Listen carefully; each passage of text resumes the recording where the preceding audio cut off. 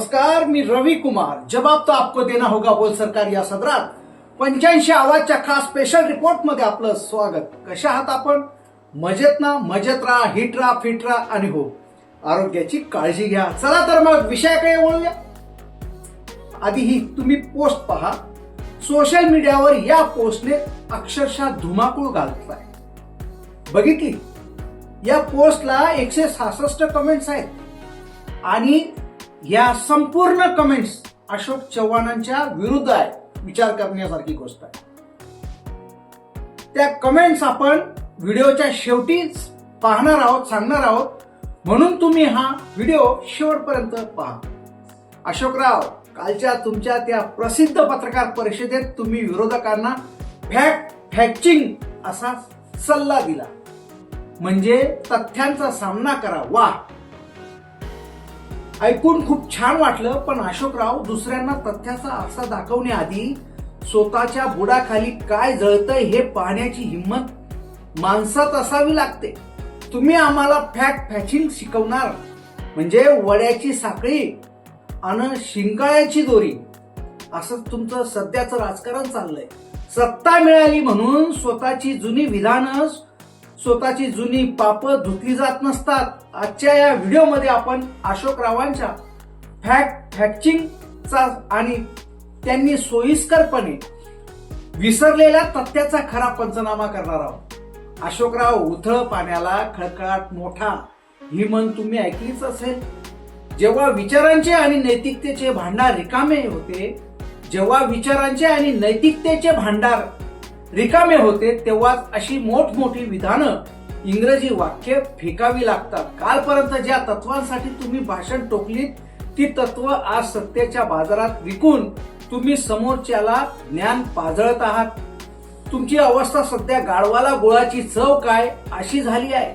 लोकशाहीत नैतिकतेची काय किंमत असते हे तुम्हाला आता समजणार नाही, कारण तुम्ही तर वाहत्या गंगेत हात धुवून घेणे यातच स्वतःचे भले मानले आहे।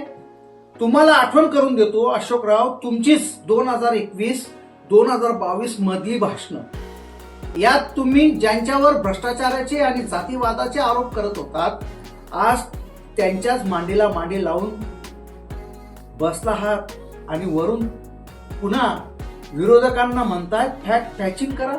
अहो, चोराच्या उलट्या बोंबा म्हणजे काय हे आज महाराष्ट्राने तुमच्या तोंडून ऐकलं। परंतु सवाल असा उभा राहतो, तथ्य क्रमांक 1, सवाल क्रमांक 1, सत्तेत जाण्यापूर्वी तुमच्यावर जे आरोप होते ते अचानक गायब कसे झाले? झाकली मूठ 1.25 लाखाची ठेवून तुम्हाला वाटलं की जनता वेडी आहे? प्रश्न क्रमांक 2, तुमच्या मतदारसंघात काय विकास झाला? रस्त्याचे खड्डे, पाण्याचा प्रश्न तसाच आहे, पण तुम्ही मात्र गाजराची पुंगी वाजली तर वाजली, नाही तर मोडून खाल्ली या आविर्भावात फिरत आहात। अशोकराव, राजकारणात आंधळ दळतं आणि कुत्रपीठ खातंय अशी परिस्थिती तुम्ही तुमच्या पक्षात आणि मतदारसंघात करून ठेवली आहे। कार्यकर्त्यांनी घाम गाळायचा आणि तुम्ही मात्र ऐन वेळी काखेत कळसा आणि गावाला वळसा घालत सत्तेच्या गोटात जाऊन बसणार। तुम्ही ज्या आकडेवारीच्या गप्पा मारत आहात, ती आकडेवारी म्हणजेच पिठात मीठ टाकल्यासारखी बाब आहे। सत्य दडपून मांडलेलं चित्र, लक्षात घ्या मी काय म्हणतोय, सत्य दडपून मांडलेलं चित्र जास्त दिवस टिकत नाही। अशोकराव, दुसऱ्यांच्या डोळ्यातले कुसळ पाहण्यापेक्षा स्वतःच्या डोळ्यातले मुसळ आधी पहा। तुम्हाला वाटत असेल नाचता येईना अंगण वाकडे म्हणत तुम्ही हा विषय टाळू शकाल, तर ते आता शक्य नाही। जनता आता सुजाण झाली आहे। कावळ्याच्या शापाने गायी मरत नसतात हे लक्षात ठेवा। विरोधकांनी प्रश्न विचारले की तुम्ही पळ काढता आणि इंग्रजी शब्दांची फेकाफेक करता, पण उथळ पाण्याला खळखळाट जास्त आणि नाव मोठं लक्षण खोटं हेच तुमचं खरं रूप आता बाहेर आलंय।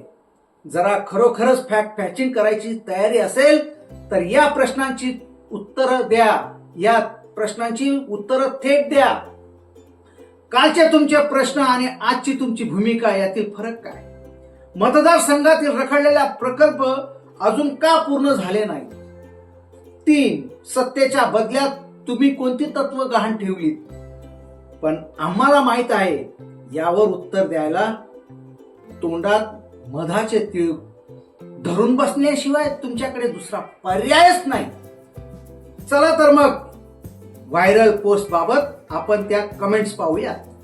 पहिला युजर लिहितात अशोकरावांनी काँग्रेस सोडली तेव्हापासून त्यांच्या चेहऱ्यावरील तेज गमावले आहे, स्वाभिमान गमावला आहे, तेव्हापासून त्यांचा चेहरा पडलाय, बघून घ्या.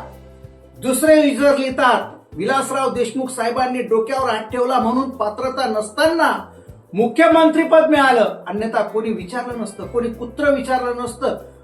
2009ला या लोकांनी विलासराव देशमुख साहेबांकडे बघून काँग्रेसला सत्ता दिली, पण परत याला पात्रता नसताना मुख्यमंत्रीपद मिळालं. शेवटी स्वतःचा आदर्श कर्माने घालवावे लागले.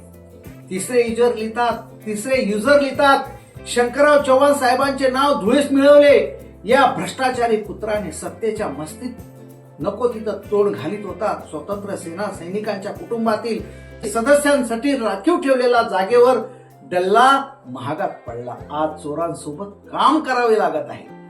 चौथे युजर लिहितात एक हाती नांदेड समजणाऱ्यांची काल उरली सुरली अब्रू फडणवीसांच्या फोनने जिल्हा बँक निवडणुकीत घालवली. पाचवे युजर लिहितात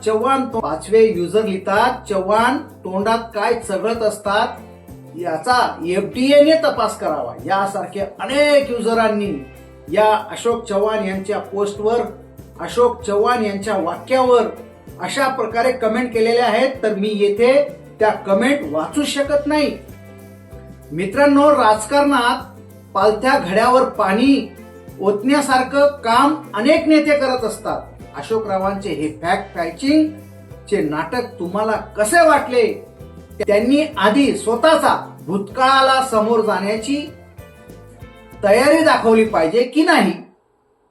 तुमचं मत खालील कमेंट सेक्शन मध्ये नक्की सांगा. जर तुम्हाला रोखठोक विश्लेषणाचा व्हिडिओ आवडला असेल तर व्हिडिओला लाईक करा, शेअर करा आणि आपल्या चॅनलला सबस्क्राईब करायला विसरू नका. चला तर मग रवी कुमारला द्या परवानगी. नमस्कार.